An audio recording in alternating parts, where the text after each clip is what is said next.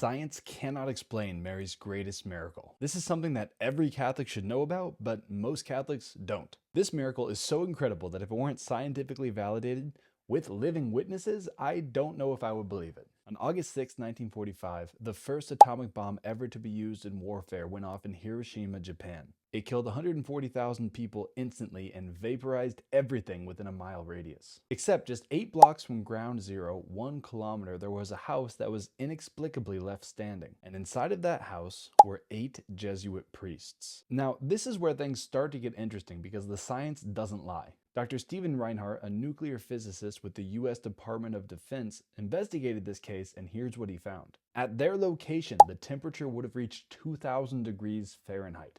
That's hot enough to instantly burn any clothes you're wearing right off of you. The air blast pressure would have reached 100 psi. To put that in perspective, at just 20 psi, limbs will be blown off.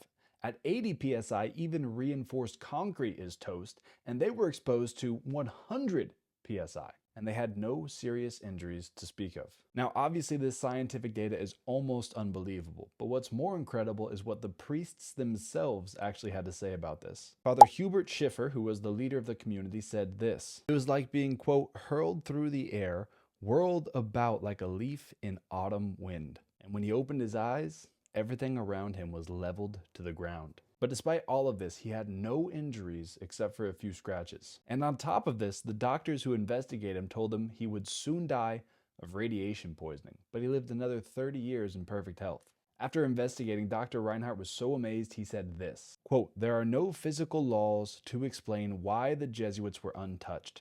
From the laws of physics as understood today, or at any time in the future, it must be concluded that some other external force was present whose power is beyond current comprehension." Now, this is the piece of information that I've been saving to the end, and it's the key that explains all of this. When the priests themselves were asked why they survived, they said this, quote, "We believe we survived because we were living the message of Fatima.